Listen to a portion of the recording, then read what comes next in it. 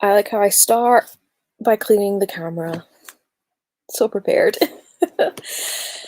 Oh, I'm just gonna sit for a minute because we gotta let people decide if they want to hear me attempt to read aloud. It has been so long since I've done a live by myself, and I don't like it because what do I even talk about? Who knows? Not me. Never me. This is fine. I don't know who's here, if anyone's here. Maybe just me. I'm gonna tweet. Oh, my phone's dying. That's handy. Do you know what? I was like, I was gonna try. Oh, hi, we have someone. I need to tweet. Oh, and Rosie's here. Okay, I'm fine. See, it's funny. Like when you know there's people there, it doesn't feel as awkward talking. Like I know I'm mincing my words, and in theory, if there's no one there, it's not as embarrassing. We say that like I'm embarrassed about anything ever. Like, do I care? No. So anyway, let me just tweet. I was about to say we're live. I am live. I don't like it. I don't like this. This is what I get for not getting my shit together and filming this video. For those of you that don't know, Max, and Jolie, is doing like a little blog tour kind of thing to promote the KC Warlock Weekly, and we were talking about it, and I was like, oh yeah, I'll totally do a reading. Like, I'll make a video, I'll read the first chapter, I can edit out all my like bleh and ums and whatever, and then I lost track of time. So here we are. You get to experience this live.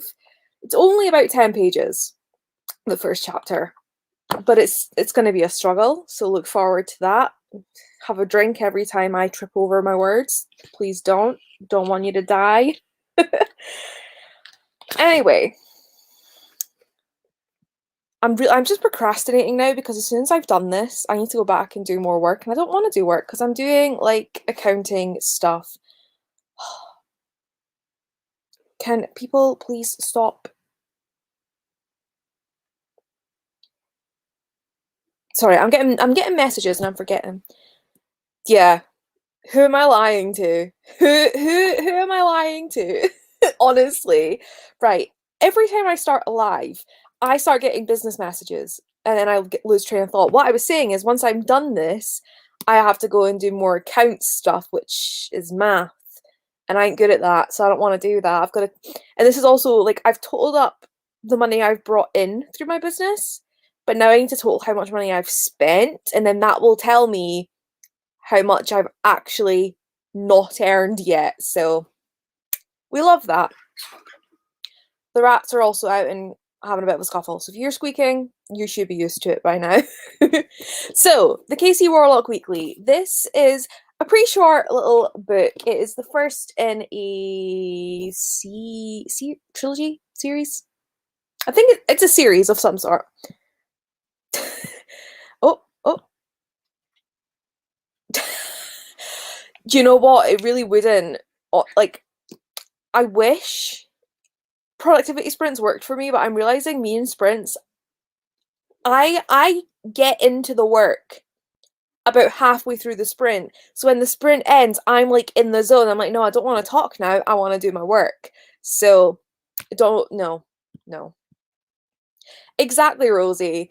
The problem is that kind of need to know so I don't risk getting fined by the government for hiding money, which I don't think I've even made money, so like it's not too big a deal. Like I'd rather do it now than wait for like a year and then be like, oh shit, I've got even more to add up. So we're doing that today because I also need to tidy my room, and I was like, do you know what? If I do maths, I don't need to tidy my room. So that was my compromise with myself. Yeah, it's going to be a series. It's book 1, as it says. Oh, also for those that like the rats, I had a little rescue guy in over the weekend and ended up in hospital at like 4 a.m. because he bit me really fucking badly, and my finger's still swollen and bruised and fucking sore, and I'm on antibiotics. So they might be cute. My girls might be cute, but not all rats are cute. Some are a little shit. To be fair, I gave him a fright. I'm not going to blame him. It was very much like a a dual issue, but my finger hurts. So if you're like, why is Emma holding shit like this? I'm in pain. Ooh. See, that's it. Like, you get in the zone, and then it's like, nah, we're not doing it now. And you're like, no. And then it's just like, in theory, it's great, but I'm realizing I don't work like that. I don't work well with being like, do a bout of work, have a break. Bout of work, no. I need to do like bout of work, literally 30-second check-in, back to it, or I'm not gonna have it. And like the thing with like sprints, like I think I'd be better if it was like by myself. I'm in control. But I like having my friends to chat with, so I'm realizing I just can't. I need to do two separate. I need to have like chatty times with friends, and then I need to contemplate sprinting by myself, but like on here, so it's accountability. I don't know. I don't know. So I keep getting distracted, which, again, no one's surprised. Also, we're just gonna ignore the the stash of Iron Brew in the corner. So, this book, the reason we are here, the KC Warlock Weekly is book 1 in, I was going to say an upcoming series. This says not for release because Max sent me a copy, but it is out. You can buy it. I have a link in the description so you can go and buy yourself a copy. It's like 77 pence on Kindle at the minute, so no excuse. And the rats are playing the song of their people, the water bottle, which is, I don't know if you can hear it, but I can hear it, and it's really fucking distracting. So the first most important thing is that the author is autistic, and our main character is also autistic, which we love. We don't love Little Miss Grape. Yeah, you. She's looking at me like, oh. So this book is a fantasy, which I know, a kind of paranormal fantasy, which I know so many people would be like, Emma, that really your thing? Spoiler, apparently it is. My review is linked. Also, the thumbnail for this video, for this live, I may have just stole the thumbnail from that video and completely forgot I no longer have hair. So that looks out of place. Showing me for a long time. Yeah, like, right. I was chatting with Hannah and Molly and Ali yesterday, and they were like, Emma, we know you too well. Like, you can't keep your mouth shut. And I was like, I can. I just don't need to at this point. Like, leave me alone. But yeah, I need accountability. So that, yeah. Yeah. Sorry, I just put my hand down and whacked my finger. Oh, not fun. Yeah, they go nuts for a water bottle. I don't put anything but water. Sometimes they get tea. That's a lie. I give them like cold tea infusions. This is the most distraction I've ever. I was literally gonna sit here, read 10 pages, and get back to doing what I need to do. No. Hi, Nana. I promise I'm gonna read in a minute. I keep talking about the book and then going distraction. But autism book, autistic character, autistic author. We love it. Paranormal fantasy where our main character, who I'm almost certain his first name is pronounced Levy. It's spelled Levi, but further in the book he gets frustrated at people pronouncing it Levi, and so it's either Levy or Levy, and I'm pretty sure it's Levy. I have asked Max before and I forgot, and I was like, do you know what, I don't have time, because I forgot I needed to check until like 5 minutes before live, and I was like, I don't know if he's awake because he's in America. So we're going with Levy. But anyway, he is a journalist. He's autistic. I'm going to keep telling you guys he's autistic because it's just exciting to me. And he's basically getting caught up in a murder. So the book, it's a little confusing for some people I've seen in reviews because we sort of jump in and out. So essentially, Levy Levy is being interrogated by some like magic investigators.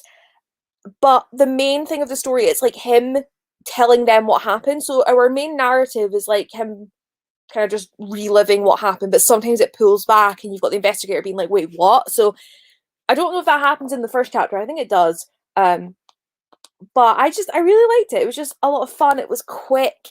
There's just, I don't know why I'm doing a review, but like, you can go and see my review. I just had a lot of fun with it. And I'm pretty sure there's a non-binary character in here as well, which like we love to see the representation. Levy, it's gonna be fun. Levy is also gay or interested in men anyway, because he goes on a date with a man in this book, but like I don't think his actual sexuality is labeled. But yeah, this is going to be an interesting time because I struggle to read aloud, right? So, and I also just struggle to speak. So yeah, be careful. Be careful. Be warned that this is going to be a lot of so like this. I don't know why I thought this was a good idea.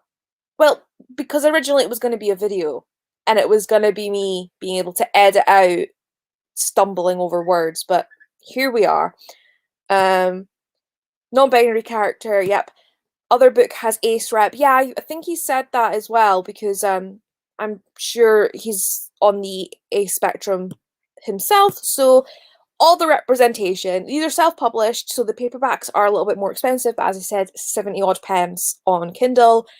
And we're gonna get into it, and I need to not look at my screen because every time the comments jump up, I'm gonna go, oh, what? Sorry, and then get distracted. So let's go. I'm gonna have to like sit like this because otherwise I'm talking like that and you're not gonna hear me. Very curious. Let's hope I do it justice then. Oh, I have not read aloud in front of people live. It's so long. Anyway, I'm so unprepared. Like I literally was just like, oh fuck, let's do that. Let's go. I'm so reliable. I'm so reliable. You can do that. Oh, look at this. We love the support. Yeah. Girls, let's not fight for 10 pages. Because I ain't moving while I read. And we don't want to hear you fight in the background. Right, let's go. The KC Warlock Weekly, Book 1, Accused by M.N. Jolie. Chapter 1. See, I told you, the minute that I start going live, people start texting me. Go away. Chapter 1, Saturday noon. Alright. I've already forgot his name. Levy. I was about to say Levi. Let's start again. Chapter 1, Saturday noon. Alright, Levy. Let's take this again from the top. The burly counsellor loomed over me, so close I could smell what he ate for breakfast. His face looked like it had been chiselled out of stone by an amateur mason, and his rippling muscles were visible even beneath the dense cotton robes of his uniform. He was a professional loomer. The wizard cop could have picked me up with one arm, and he made sure that I knew it, even pretending that I wasn't cuffed to a metal table and ignoring that he was wearing a tactical vest decked out with a Glock 22, pepper spray, and a trio of brass wands. There was no question which of us would win if it came to blows. He could do whatever he wanted to me, and not a soul in the world could stop him. Nobody knew where I was except myself, my thuggish companion, and his partner. And there was a rock in my shoe. I wanted to give the man my full attention. I really did. Though that was mostly just because I didn't want him to think that he wasn't being intimidating enough. If he thought that, he might try to up the ante with actual violence. I'd gone through more than my fair share of roughhousing in the past 24 hours, and I hadn't much enjoyed the experience. But as much as I wanted to appease him, it was hot and humid, and that little rock was driving me up the wall. From the top? I asked, wiggling my foot to try and move it around. There's a few things I'm not clear on, the huge man said, his palms planted on the table. He leaned in, showing teeth. The expression wasn't a smile, though. It was more of a grimace. So let's go through the story one more time. Under normal circumstances, I could have taken off my shoe and removed the hard lump, but my hands were cuffed down and I didn't have the range of motion I'd need. Yeah, whatever you want. How far back do you want me to go? He moved in closer and I heard his knuckles pop. Why do I feel like you're not taking this very seriously? Oops. He noticed. I leaned back, trying to put enough space between us so that I wouldn't be able to smell the cheap coffee he'd been drinking all morning. I'm taking this seriously, I said, trying to placate him. It's just hot. Apparently, he didn't want to be placated. Eyes narrowing, he put his face even closer to mine. He was just inches away. I expected to feel body heat, but instead I got a little waft of cool air. Do you have any idea how much shit you're in? I stared back, eyes focusing at a point on his forehead. Why are you cold? He blinked. I'd asked a question that he hadn't anticipated, and the gears in his head ground to a stop as he tried to catch up with my train of thought. If he'd had a little more time, he probably would have decided that being aggressive was the appropriate response, but he was interrupted by a hand on his shoulder. Davis. The voice was soft, calming. His partner had been leaning in the corner, watching from a few paces back. I guess, after all the intimidation, she must have decided it was finally time to intervene. She was as tall as Davis, and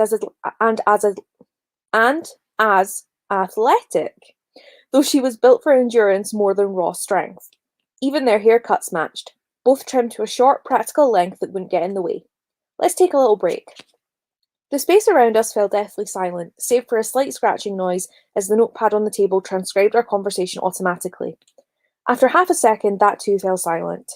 He's about to confess, Murray, Davis finally said, speaking through gritted teeth. I just need... His partner's voice wasn't harsh, but it was solid. We've got time. We'll take a break. I wasn't totally clear if Murray was in charge or if Davis just didn't want to argue with her. Either way, he leaned back and the cold air around him was replaced with the stifling still heat. Fine, but we're not done here. Of course not. Looking at me, Murray said, Our robes are set up with a climate control charm. It's easy to forget how hot it is when you're not in one of these. Do you want some lemonade? I wanted a cold shower and a nap, but lemonade would have to do. That'd be nice. She checked her pocket, pursed her lips, and gave a small shrug to her partner. Do you have any cash? He searched around in his robes and came out with a few old dollar bills, passing them over. Murray counted the money. Thanks, I'll be right back. Turning, she walked away from the park gazebo, skirting around a kid playing hopscotch and strolling casually towards lemonade stand set up on the other side of the swing set. Illusions were wild. I'd been there for a couple hours, cuffed to a table while two counsellors interrogated me, and not a soul in Dietrich Park had noticed. I guess when you have access to that sort of magic, you don't need black site interrogation chambers. Any old table will do. The illusion cut down on sound from outside the gazebo and blurred the outside world ever so slightly, but I could still get a good sense of the rest of the park. The kid finished skipping over the chalk boxes and looked my way. Giving him half a smile, I lifted my hand as far as the cuffs would allow and waved, doing my best to appear friendly. He smiled, waved back, and started skipping backwards the way he'd come. Don't bother calling for help, Davis grumbled. I raised my eyebrows, trying to express surprise. I wasn't even thinking about it. I've seen your whole illusion shtick. What would they hear if I started shouting anyways? Depends on the straight. Whatever their brain decides normal seems like, really. He looked out the park, gaze lingering on a family singing happy birthday around a picnic table some 10 paces away. Why'd you get mixed up in this? I leaned back, trying to project casualness. I didn't do it. That's what I've been telling. Don't give me that shit. I'm not talking about the body. Before Kat gets back, I just want to know why you got your project started to begin with. It's clearly not for the money. Davis looked back at me. For just a moment, it seemed like he wasn't trying to terrify me. As best as I could tell, he genuinely wanted an honest answer. That was more unsettling than the intimidation. I sidestepped. Kat. Catherine's her first name, Davis explained, standing back a few paces. Call her that on the job, though. She'll hex you 6 ways to Sunday. Councillor Murray, if you like your teeth. I can't confess without teeth, I pointed out. He eyed me. You're going to confess, then? No, just making a point. I pursed my lips, thinking about it. Unless you've got a spell that'll let me talk without teeth, then I'd still be in trouble.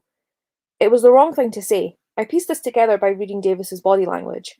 Though I'm not an expert on reading people, I could infer, by seeing his hands ball up into fists the size of Cornish hens and his face turn bright red, that he was probably upset. Reaching to the side, he tapped a finger on the magical notepad that had been transcribing our conversation. The pen fell still. You think this is a joke? He demanded, stepping closer to me. Not at all. I raised my hands, palms facing him, in a placating gesture. It made the handcuffs rattle. It didn't do any good. Well, I've got a news flash for you, reporter. This isn't one of your little stories. I snorted. It was the wrong thing to do. He slugged me. Before that point, I'd had a theoretical understanding that Davis knew how to throw a punch. Theory and practice were two very different things. God damn did he know how to throw a punch. His fist hit so hard that I would have been thrown backwards off the bench if my hands hadn't been chained to a metal table. In fact, if the table wasn't bolted to the ground, I might have brought it down with me. My body was knocked to the side with enough momentum and force that it broke the skin on my wrists when I jerked against the cuffs and fell out of my seat. I ended up hanging from the table, flopped halfway off the bench, blood trickling down my arms. "A woman is dead," Davis roared, stepping up to me. I think he wanted to kick me, but given that I'd fallen onto the other side of the bench and underneath the table, he couldn't get a good angle of attack. I pushed up so I could wipe my mouth on the shoulder of my shirt. The fabric came away bloody. "Yeah, well, I didn't kill her." The kid playing hopscotch was staring at me. Idly, I waved again. He smiled and waved back. I wonder what he's seeing. Before I had a chance to ponder that question, a massive fist seized the collar of my shirt, dragging me up into a heavy backhand that felt like it was going to leave a bruise, if there was enough of my face intact to bruise by the time Davis was done with me. "Tell me why you did it," he shouted, spittle getting on my face, forcing me to blink and wince away. "I didn't," I started, but he shook me so hard I had to stop. I thought he was going to hit me again, but before he could, there was a ripple in the air and Murray stepped back into the gazebo, juggling 3 plastic cups of hazy lemonade. She looked from me to her partner, sighing with her shoulders. "Put him down, Ainsworth." Ainsworth? I'd heard that name before. "Piece of shit," David started, presumably referring to me. "He's trying to con us." "Let's make sure we've got the story straight first," she said, setting down the drinks and sliding one onto the space in front of me. "If you're still not satisfied, then you can bounce him off the table." Davis let go of my collar, and I slumped down onto the bench, watching him as he walked around the other side of the table. The rock in my shoe hadn't moved. "Here's your change," Murray said, passing him a few quarters. He nodded, dropping them into a pocket. "Did you get a receipt?" She stared at him for a moment, but didn't bother with an answer. Slipping onto the park bench across the table, she crossed her arms and waited. After a second of frowning, Davis parted his lips in a little silent "oh," grunted, and sat down next to her. She waited until her partner got settled before saying anything, and when she did, her smile was broad with crinkles around her eyes. It was an attempt to look sincere. I knew that she wasn't. "I'm sorry about that. Maybe we can just clear some things." "No, you're not." I wasn't in the mood for being lied to. She blinked. "I'm sorry?" "No, you're not," I repeated. "You knew he'd do that. Do you think I've never seen a detective show before? I know how good cop, bad cop works." The 2 counsellors shared a glance and looked back at me. Murray looked like she was about to respond, but I beat her to it. "Wait, no, you're counsellors. You probably call it something else. Subtle cop and quick to anger cop?" That got me blank stares, so I clarified. "Token? Is that too on the nose?" Davis began to growl. A little part of me questioned the wisdom of antagonising the woman who just saved me from a beating, not to mention the man who was still more than willing to deliver that same beating. My mouth kept running while my brain considered whether it was a good idea. Point is, I know the game you're playing, and it's... I made a noise like glurk and stopped talking as my throat started to fill with fluids. It was as though I tried to talk in the middle of a drink, but when I coughed, I found only more liquid pooling around my windpipe. I was being drowned with my own spit. It couldn't have helped to clutch at my throat, but I tried to anyway, pulling against the handcuffs. Davis's expression only hardened told you. Davis's expression only hardened, and while Murray glanced between him and me with concern, she didn't stop him. I gaped, doing an impression of a fish, mouth opening and closing as I tried and failed to get in any air. "Ainsworth," Murray said, touching her hand to his arm. "That's enough." I agreed, but he wasn't convinced. "You hear how he talks? He's rubbing our noses in it. If he passes out, his face isn't even purple yet. But if he does, I'll wake him up. I'm better than you at field magic." Davis kept his eyes locked on me. His stare was probably necessary to maintain the spell. Murray pursed her lips, but she didn't argue the point. I continued to choke. Spots started to appear in my vision. Those spots turned into a dark haze creeping in from my peripherals, until... air. Gasping, I sucked in the sweet, humid summer air, filling up my lungs and watching as my vision returned to normal. "Are you ready to start talking?" "I've been talking, you just haven't liked what I've said." For once, possibly because I was still gasping for oxygen, I managed to stop the words before they could travel from my brain to my mouth. I just nodded. "All right, talk then." I panted, but I was able to speak again. "What do you want me to say?" Murray cut in before her partner could bluntly demand a confession again. "Let's start with the victim, Andrea Hills. When did you first meet her?" I tapped my fingers on the table, thinking about it. Meet her or hear from her? Whichever came first. Murray tapped the notebook, and with a sparkle of magic, it started writing down our conversation once again. "I want you to start from the beginning." That I could do. It would stall for time, and if I played my cards right, it could even get some information. I already knew most of the story, but there was one piece that was still bugging me. One of the counsellors sitting across from me had murdered Andrea Hills, I just had to figure out which one. And that's chapter 1. That went smoother than I anticipated. And I also kind of want to keep reading. It's put me back in it. Oh, I need the second book. But yeah. Oh, sorry, I'm still getting distracted by messages. So yeah, as you can see, Levy's like being interrogated at this point about this murder, and then he's like, dun dun dun, one of these guys did it. And from chapter 2, that's when we like sort of go into it. So that was Saturday at noon. So chapter 2 starts Friday 11 a.m. the day before, and then it's basically just like a flashback. But yeah, what about the pebble? Did I miss what happened to the pebble? No, the pebble's still in his shoe, and now he's going to go back and talk about what happened and Andrea Hill and all of those things. So if you want to know more, if you want to know about the pebble, which I can't remember if it's even relevant or if he just happens to have a stone in his shoe, link to get the book is in the description. Thank you. And yeah, I'll sit here for like a minute just in case some comments come through, but that's it. We're done. I have done my part. Nina, I relate. That is completely valid. Oh, I love that. I mean, I'm surprised I managed to pay attention for 20 minutes. So I say 20 minutes. It took me like 10 minutes. When is chapter 2? Well, I don't know if Max would want me to read the entire book, because then it's essentially a free audiobook. But if he asks me to do more, I'll do more. But yeah. Otherwise, if you can't wait, links in the bio. Oh, thanks. Forgot about that. Maybe chapter 2 isn't. No, I genuinely do not have. I'm in a lot of pain today. Like, I'm stiff and I'm not a fan of it. So yeah, I'm gonna go and see how much money I've spent. Oh, that's true. I didn't think that one through. Yeah. You're really struggling there, Rosie. I know the feeling. Oh, how is the rat bite? Right. It doesn't look bad, but just in case people aren't a fan of any kind of even like minor injury, look away now. It's sore. This bit's the really sore bit, and that's the bit that's like infected, which is lovely. So like you can see that it's swollen here and there's bruising and it's fun, which has reminded me I need to take my antibiotic around about now. But I'll live.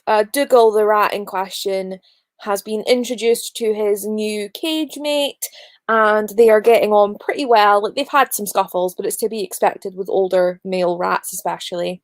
So they're doing good, and I'm surviving for now. I mean, it's not going to be the last rat bite that I get in my life. Like, it just isn't. You like, especially because like I would like to do like rat rescues, which does mean getting troublesome rats that will bite. So I wish, because it would not have been. You should have seen it. Like, this was gushing because he did it like 4 times. Like, normally if a rat's telling you off, they bite once and stop, whereas he went which, ouch, poor bugger got such a fright. But yeah, he's doing so well, which is so exciting. And also the breeder, because I don't know why I'm going to give you the rat's backstory, but here we go. Procrastination from the finances.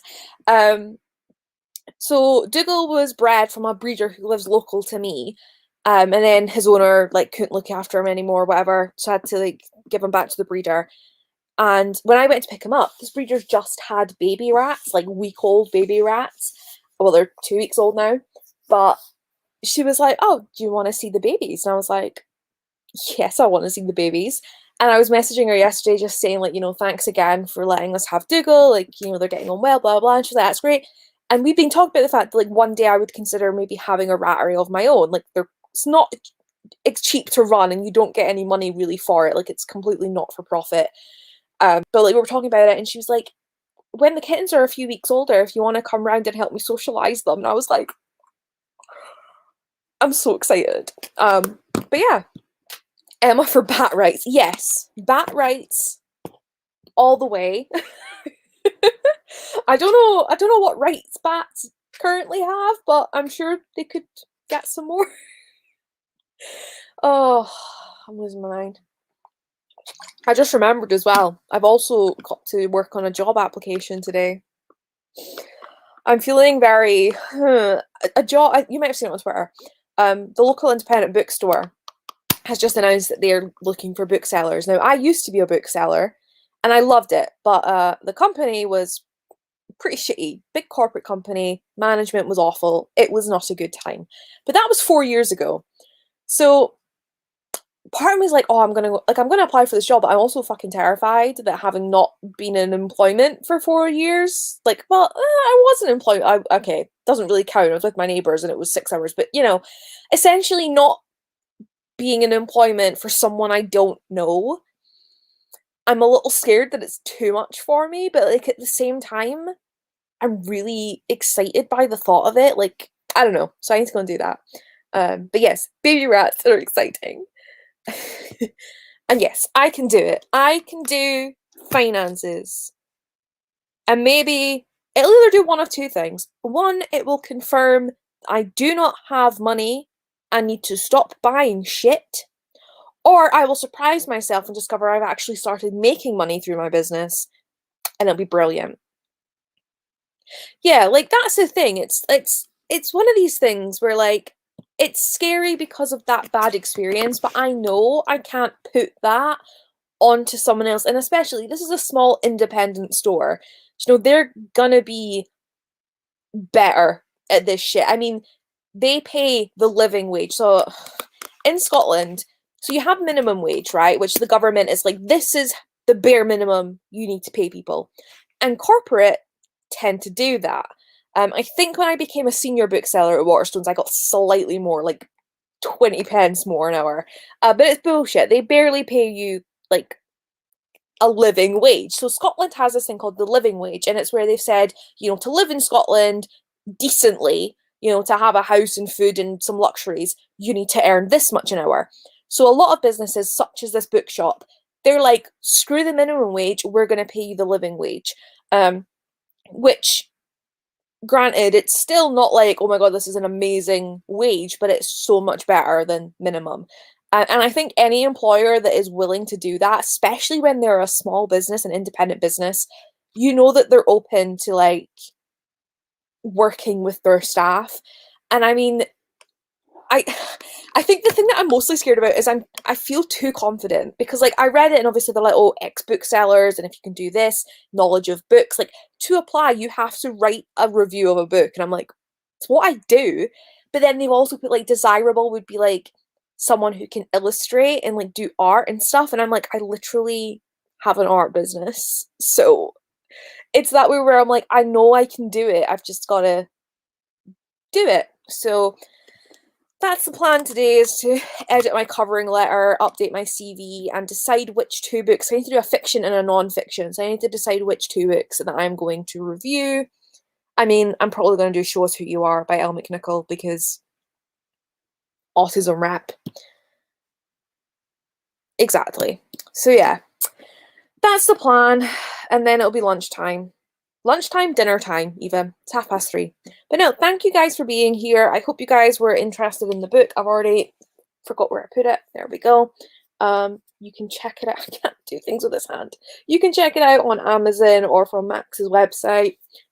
And let me know if you read it, because I want to know what you think of it. I really liked it. My review is in the bio, description, whatever.